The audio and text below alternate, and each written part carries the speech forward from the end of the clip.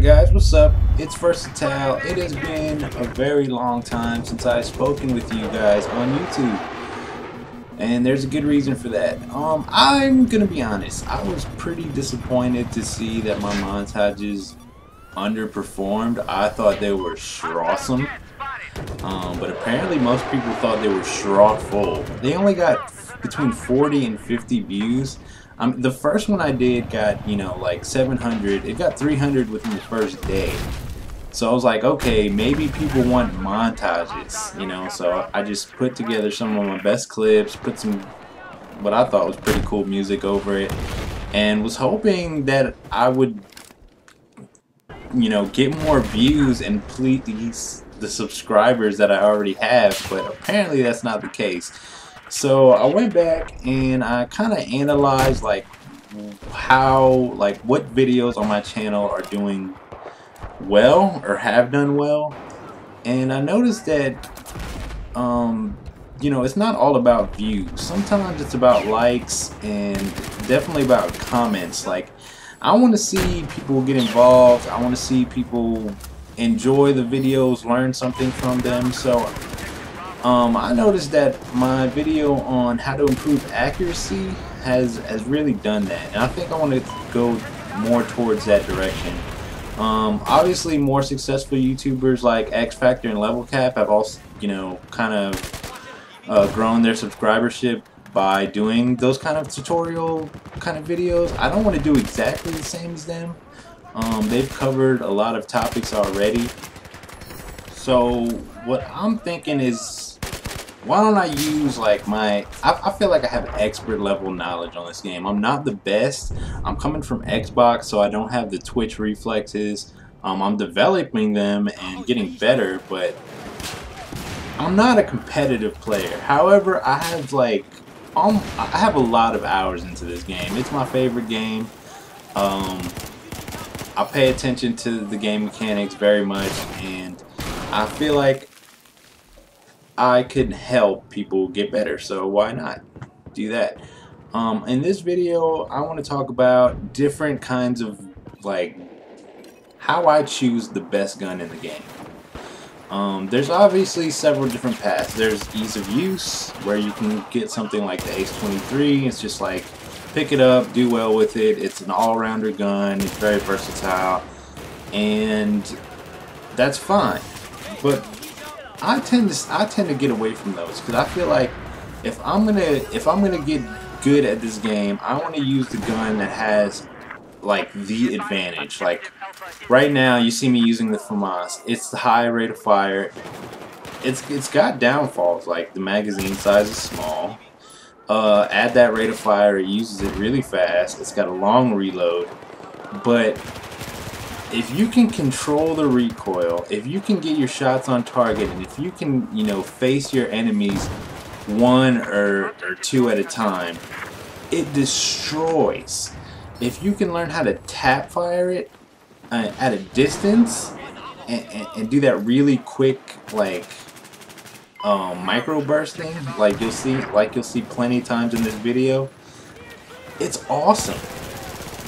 That's one class of weapon.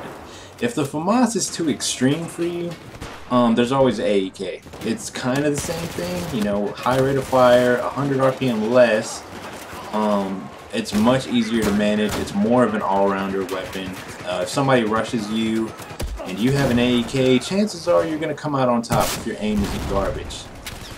That's one kind of weapon. Then you have the weapons like the Scar H, Ace-52 that are high damage, low RPM.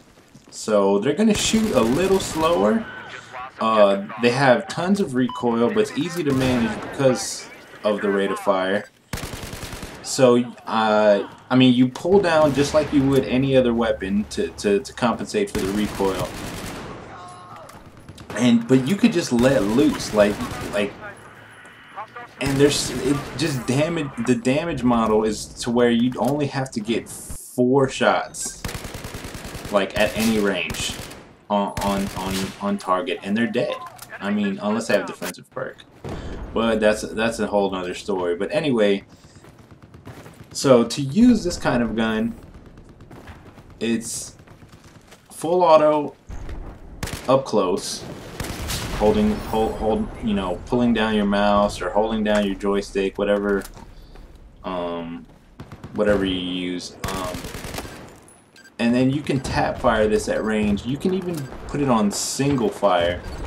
I prefer the Scar H though.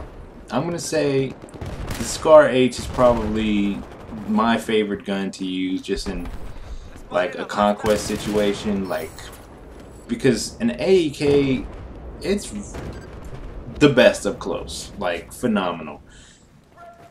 But I mean, these maps in BF4 are so big, you're gonna need something to take out enemies at range. You're gonna need a gun that can take out head glitchers, so you need to get those really precise headshots when somebody's just peeking over whatever obstacle. And for that, I mean, you cannot beat the Scar H. I mean, DMRs can't compete against it. You know, LMGs can't compete against it. It's the best gun. The one downfall to it, it does only have 20 rounds.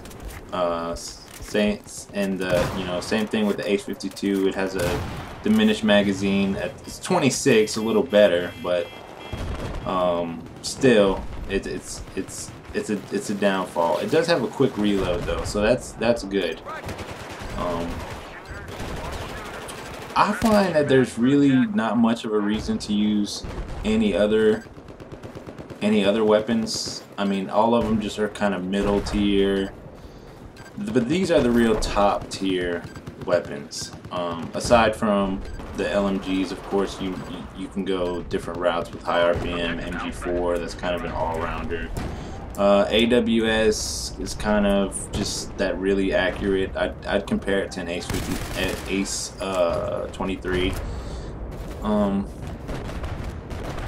And then there's the high damage. You can do the M240B and tap firing that.